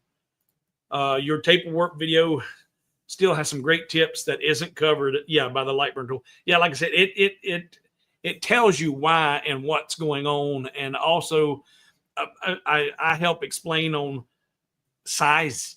What size is the best size to make it? You know, is it going to be, how wide does it need to be? How tall? Where to position it on the glass? All kinds of suggestive tips on making the best possible engraving on a pint glass. And Carl says it was great video on circles. I appreciate your approach to sharing your techniques and LightBurn software. Yeah, I will teach you how to do 99% of the stuff that is available on hobowithwood.com.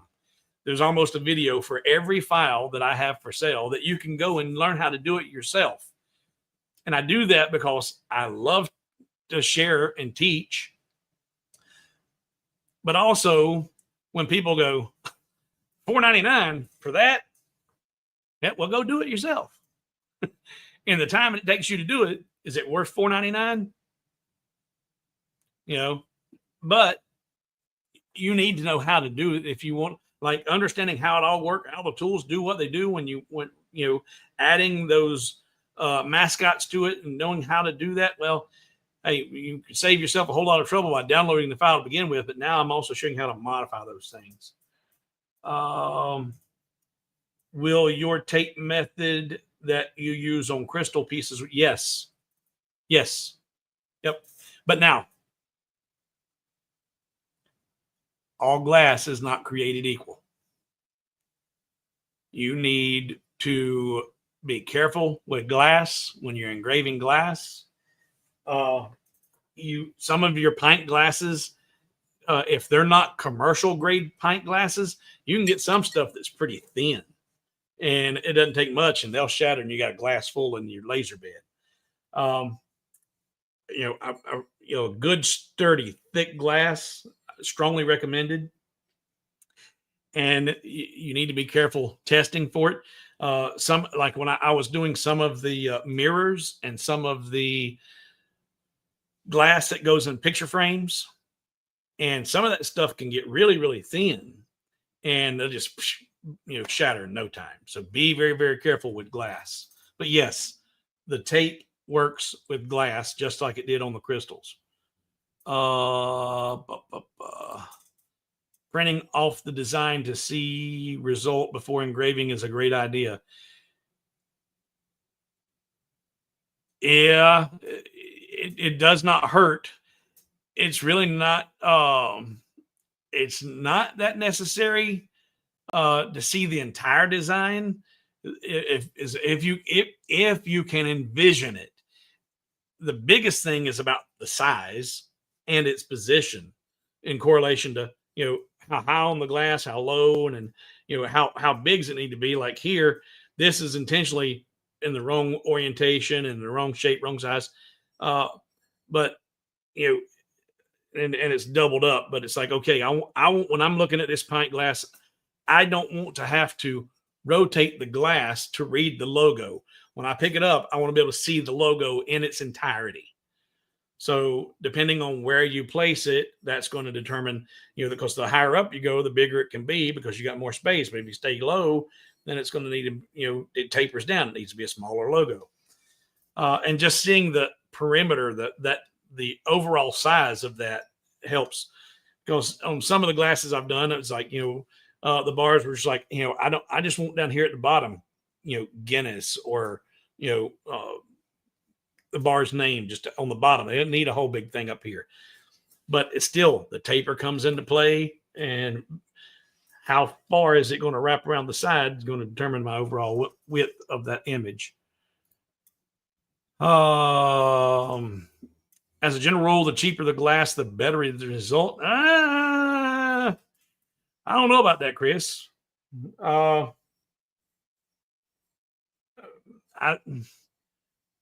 I guess if cheaper quality doesn't mean thinner. But those the crystal paperweights that I've got, those are lead crystal, and they do a really good image. And those are not cheap. I don't know.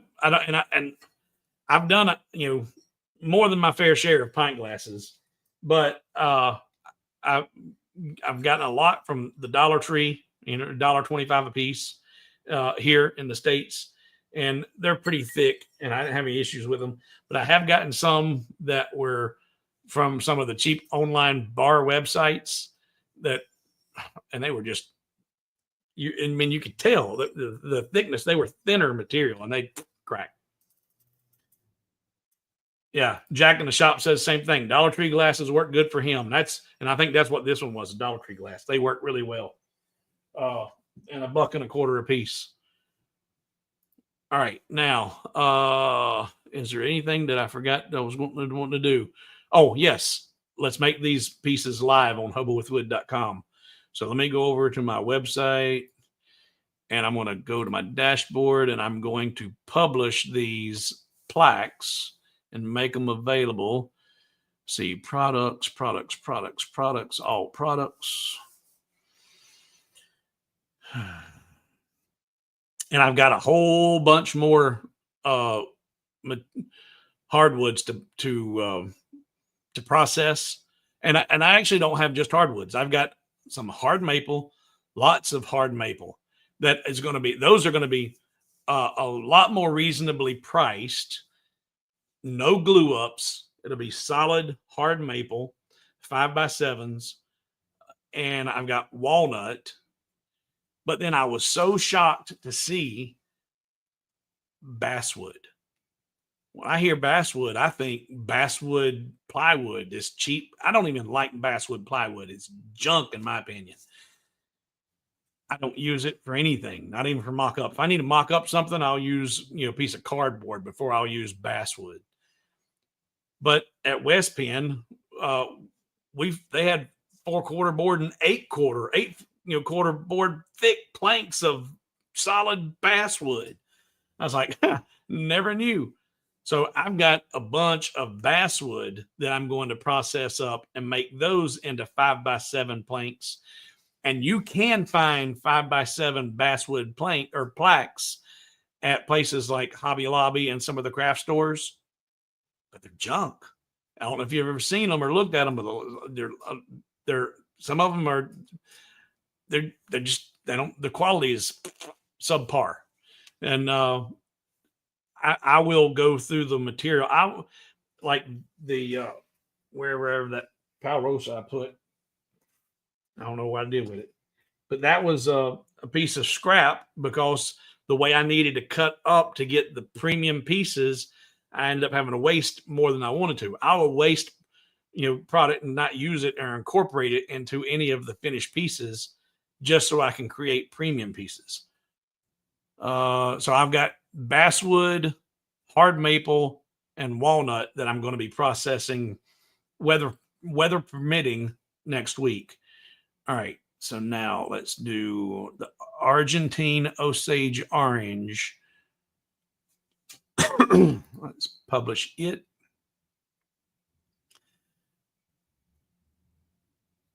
Publish. All right, Argentine Osage Orange is now live. Brazilian Paurosa. Edit. Publish. It's now live. Purple heart. There's only one purple heart at this time. Customers. Oh, and on the purple heart, I didn't mention this. Oh, it's a dark wood. So you can get a really dark engraving on it. But what might look even better than a dark, dark black engraving, and somebody mentioned in here that they do some color fill on some, but doing a color filled either epoxy and or just paint filled engraving or gold leaf. I think that would be, but you want to talk about expensive. This and engraving to do a gold leaf feel, man, and then a glossy clear, man, that'd be gorgeous. But whatever you do, it is not going to be cheap.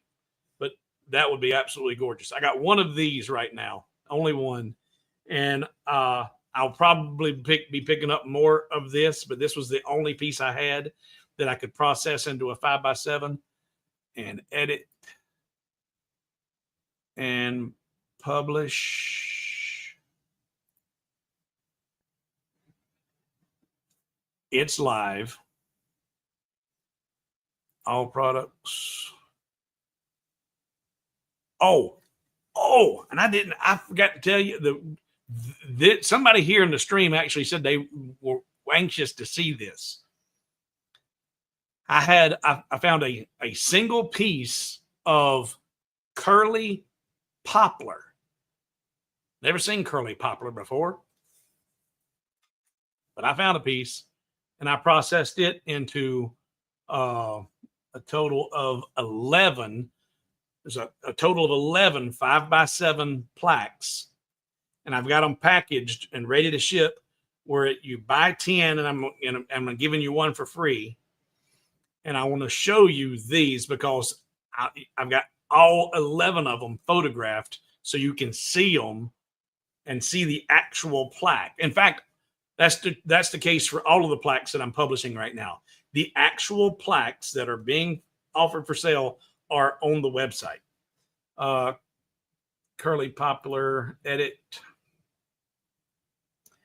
and publish. So that one's live now. So if I go over to hobowithwood.com, switch you over and go to Curly Poplar.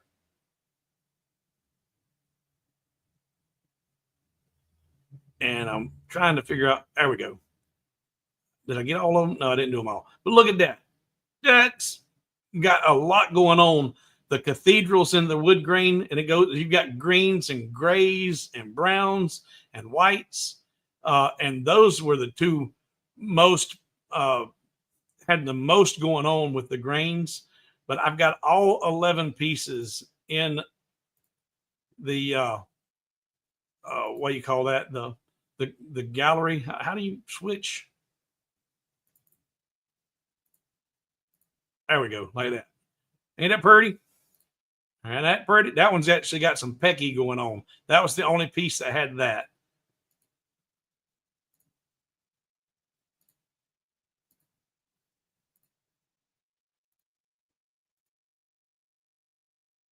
I don't know about you guys, but I love this. And I've got one pack, and it's all together. It's a total of 10 pieces plus one free one, 11 pieces total, 5x7s for $80 for that entire pack of 10. And that way you've got one to practice with to find if you don't have poplar settings. Poplar's poplar. You should have settings for that. If you don't, let me know. I can hook you up so you're not having to guess with it. But you've got one for testing to get zeroed in perfect for your laser. But all of those pieces that I have prepared this week are now online and available. I don't expect them to last very, very long. I'll get the walnut and the hard maple and the basswood, weather permitting. I'll have those live on by next weekend. Tom says it's gone. Something's already. See, I didn't expect it. And that's why I told you I wanted to make sure everybody that was in here in the beginning get logged in and get ready, because as soon as they went live, those things aren't going to last long. And thank you to everybody who has jumped over there and bought those. The quality. Oh my. Let's see. The quality of these plaques is going to be second to none. And these exotic hardwoods, you can't find them. I challenge you to find these on any other website anywhere that are not glue ups. People will take a bunch of scraps and they'll glue them up and then carve them out, and they look haphazard, like almost like cutting board with all the different grains running. But this, to be a solid piece with continuous grain, you're not going to find that anywhere. Not on these exotics like this.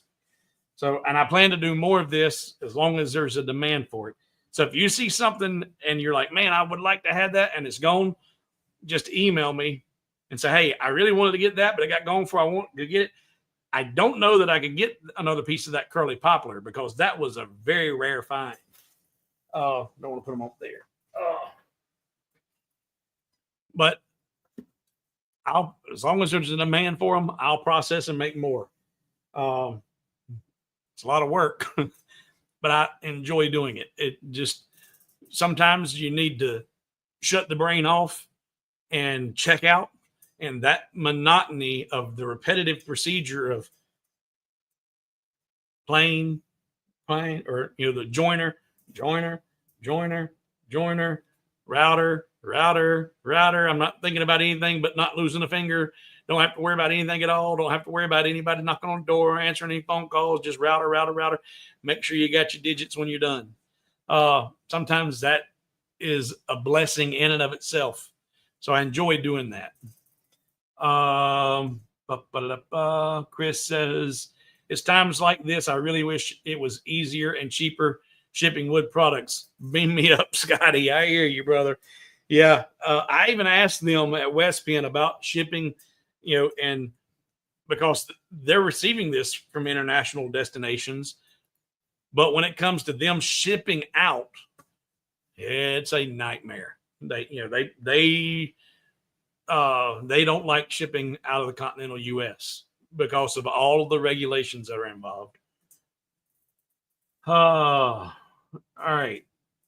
So, anybody got any questions? We're pushing that, knocking on the 2-hour mark. Anybody got any questions?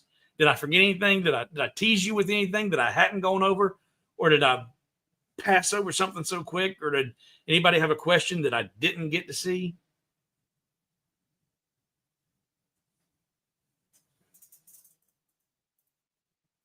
Yeah, the router table is really cool, and you just got to watch your fingers. You got to, if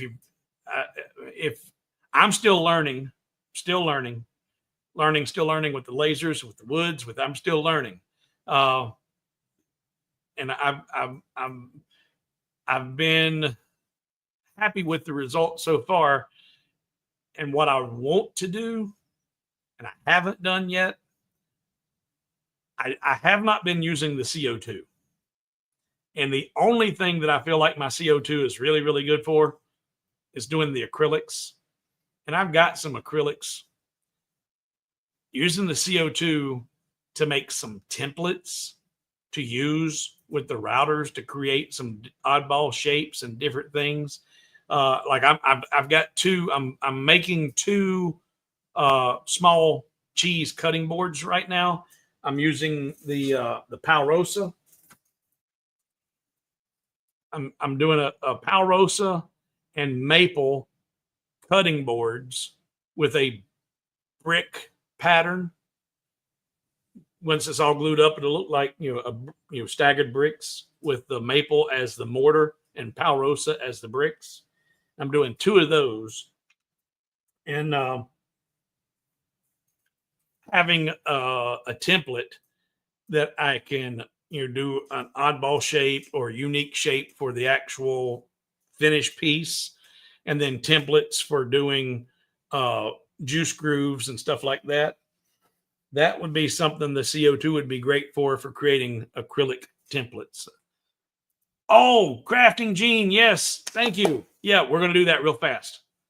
Yes. This is piece of cake. This won't take, I can do this in the 5 minutes we got left here. Easy peasy. All right. So crafting Gene had a request about changing one of the plaques from music to movie. And you'll see it'll make sense in a second. Let me get over to LightBurn, switch. So I've got some artwork that I shared with my Patreon gold tier supporters and art library plaques and this one. So she's wanting to change. My neighbors are listening to great music, whether they like it or not. She wants to change it. My neighbors are listening to a great movie, whether they like it or not. And she was wanting to see, again, how I changed the shape of that word. And it's real simple. Real simple. Right now, all of that's grouped. So I'm going to ungroup it. And if I look here, that font that I used for great and music is Imprint MT Shadow. Oop, didn't mean to do that. There we go. So I come down here and go to my text and just type in what you want it to be, movie. Put it on the black layer. Come on, put it on the black layer. And then I'm going to look at the size of that word, the width. The width is 100 millimeters right now, 100.448. So I'll tell that one to be the same width, 100.448. So now if I put that to the top and the center, not bullseye, but at the top of the word music and at the center, I'm going to select that music and I'm going to put it on T2. So it's a little less conspicuous. Now I can really see the movie. I'm going to take that and I'm going to come up here to laser tools, not laser tools, go to tools and do deform selection. And I'm going to be playing with these 8 nodes, actually these 6 nodes. I'm not going to touch this top one. I'm on these 6 nodes of that deform tool, and I can do 2 of them at the same time by holding shift. So if I hold shift and grab this bottom node right here and drag it down to where it starts to be about the same height as the other. And I took that one out. I didn't mean to take it out. Let's keep it straight down. And it's like, okay, well, that don't look good. Well, that's because I only moved the bottom one. Still holding shift. I'm going to come up here and grab this one. Pull those 2 down. Then I'll come up here and grab this one and pull that one down. And now it's starting to look a little mo better. And I think I actually like that right there. So now I can just go back to my selector tool, select the T tool toolpath and delete that. And now I've got great movie. And now up here, if I come to that, I can hit my tool or my text tool and do space A. And nothing changed there as far as the size, but now it's overlapping. And if I look, my width is 24.4. Well, if I just come over here to my rectangle tool and I come right here to the center, get the center. Where's the center? Thought I could get it. There it is. Hold control and draw out a rectangle, holding control till I get about where I want it to be clear, right out there. Selector tool, select my lines, hold my shift button and select that tool path and subtract it. And that cut that out. And now I've got, my neighbors are listening to a great movie, whether they like it or not. That was quick. That was easy. And I still have 15 seconds to spare. Okay. All right. Was that easy enough? Crafting with Jean, Miss Jean, did that answer your questions?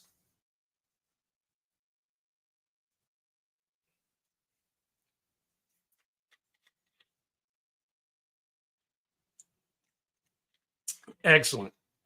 Excellent. All right. Anybody else?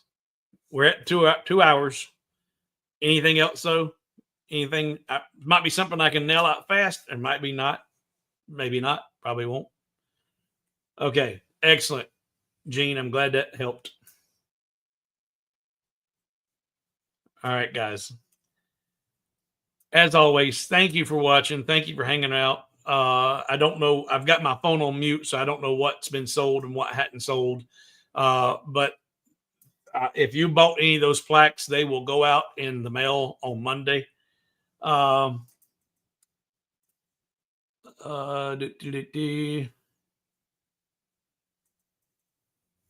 right. Thank you for watching. Thank you. Make sure that you have subscribed to the channel. If you don't, go over to Patreon and become a regular contributor to help keep this channel going. At least subscribe to the channel. Make sure you're aware of any, and hit that notification bell. Subscribing only isn't going to be your best benefit. Subscribe and hit the notification bell so you can be informed when a new video drops and or I go live. The more people that I have in here in this stream and contributing in the comments, the better it helps with the YouTube analytics, which helps me get paid. My monthly income last month for the entire month on YouTube was $424. I was like, alrighty, for more than 420. But $424 on YouTube last month, that doesn't keep my utilities and all covered. So thankfully, I do have the support of my patrons, and I'm able to keep my lights on, but I can always use another handful of patrons.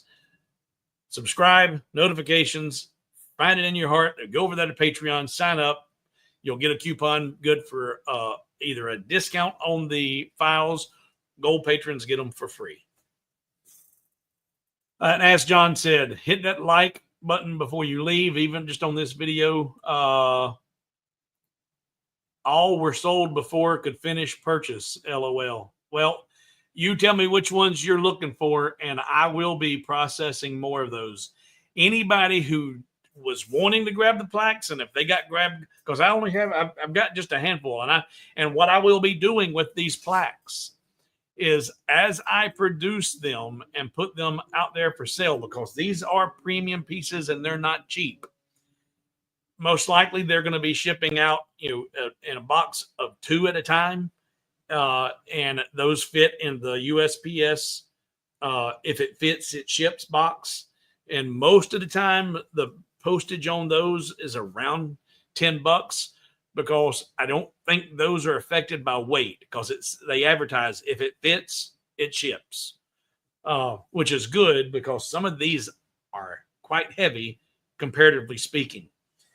But as I produce these, I will actually be putting an image of the actual piece that you'll be buying, and not something that's close to or similar to.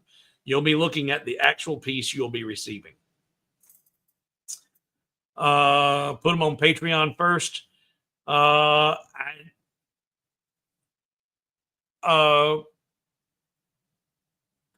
can't do that, but you've got a whole nother issue, being that you're shipping internationally. That's a whole nother ball of wax. Send me an email. What is it that you've seen that you kind of really liked? Crafting Jeans, the Purple Heart and Palrosa, yeah. But Chris, send me an email, and what species did you really like, or did you have interest in? I'll see what's involved and what has to be done, and we'll look, see what kind of rabbit we can pull out of a hat.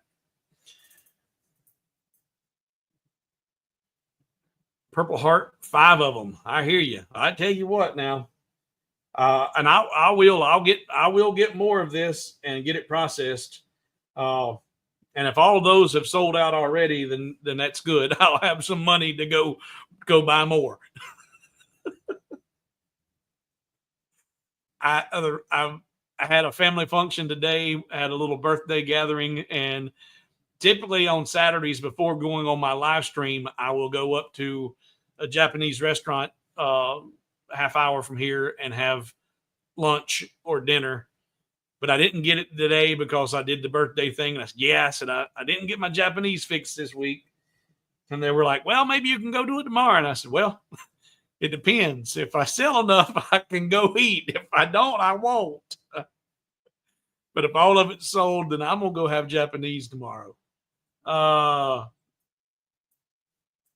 Yeah, Chris, that poplar, I don't know if I could reproduce that pack again. That poplar, I've never seen curly poplar myself, ever. And that board, of all places, I found it in the big box store. That was a piece of lumber sitting there. That was just a straight piece of lumber. And everybody that was going by and looking, it was like, oh, man, that's terrible. They wanted a plain white poplar they could paint and they didn't want all that grain. All that stuff was just too busy. And it just was, they wasn't nobody going to buy that. But I looked at it and was like, ooh, it was the holy grail of poplar sitting there. I was like, gimme. And I don't know that I'd ever find that again, because that was an odd piece. Yep, Jack. And if you've got to do it on a weekend, because the other day when we went I think we went on Tuesday. You said your during the weeks was tough for you. Saturdays are tough for me because I got to be here getting ready for this or doing this. So need to do another wood run, but let me know if you've got a day off or that you can tag along. We'll take your trailer, fill it up. Chris G, probably cheaper to buy an air ticket and make a visit than to pay the shipping cost. Well, I'm glad to hear it. And sometimes and this week it was this was not any one thing. It was a hodgepodge of collections of topics. So I'm glad you was able to take something away from it. Hey, Kilroy's here. Kilroy, I've been looking for you in the stream because I wanted to ask you a question. And I'm glad you're here just in time for me to go, see ya. I was watching your channel the other day, and during your stream, while you were streaming, whatever software you were using, the software was reading the comments or the questions. So you were working and you didn't even have to pay any attention or monitor the comments, because when somebody said something, it read those comments out. What streaming software are you using that does that?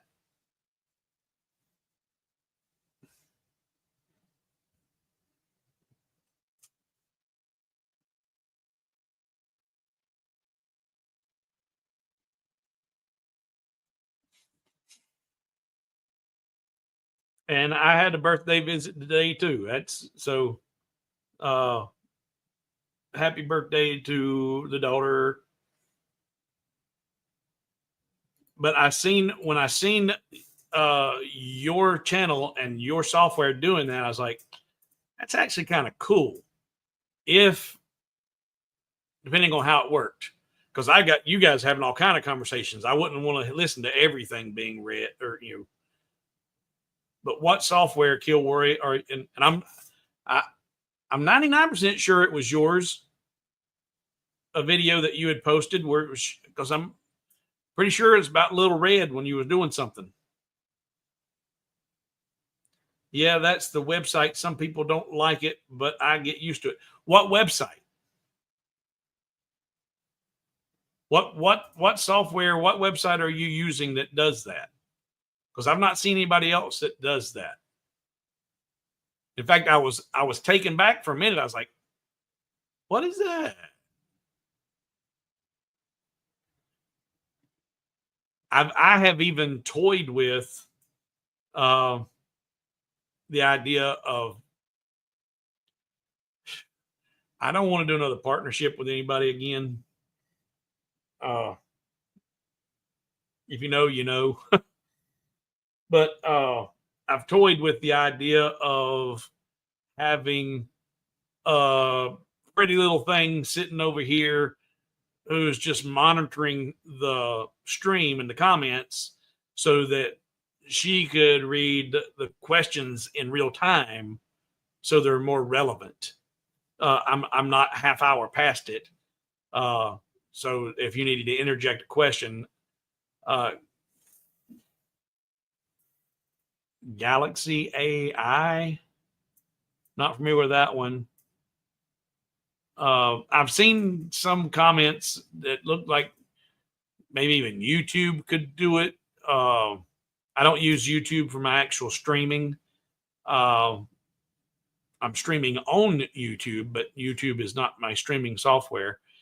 And I think I seen TikTok does it and a few others, but I was like, okay. My only problem with that is I would need to be able to have it to where it was prompted. The person making the question and or comment would have to actually have put in, like I do my question marks, a prompt that would tell it to be read so it wasn't reading everything. Yeah, reading the chat. Kilroy's video the other day, Jack, he was working and doing a project and people would comment in the chat. And yeah, it was text. It was text to chat or whatever. And Kilroy says, yeah, it's either all or nothing. And see, I wouldn't want everything. I would need to be able to have software that was intelligent enough that you could recognize prompts. Otherwise, yeah, because I got too many people in here that are just chit chatting away, and I appreciate it, but I'd only need relevant comments. But I might be better off, and especially for some of you old geezers, if I could find me a pretty little thing that was a whole lot more attractive to look at than all of this, it might boost some viewers. It might help with getting a couple of new viewers in here. All right, guys. And that's why I thank you for that answer. Speech, I've got speech chat bookmarked, but not set up yet. I'll have to look at that. All right, guys, enjoy the rest of your weekend. Have a wonderful Sunday, and I will be looking at getting more Purple Heart. And I've seen some other Palrosa. And the Palrosa is going to be limited. The Palrosa will be, because it is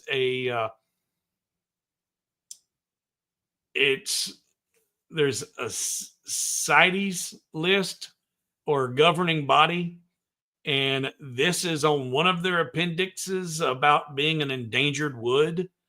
So if you've got it, you can sell it, but I don't think you can get any more of it. So the Palrosa will be a limited availability, but I'll get what I can get while I can get it. And I'll get all the Purple Heart that I can afford to get. All right, guys. Have a great weekend. Have a great week, and we'll see you in the next video next week. If not before Saturday, but hopefully before Saturday's next live stream. Thank you, Gene. Thank you for being here, and I'm glad you spoke up and reminded me I needed to do that. You guys have a good one, and I'll see you in the next one. Good night.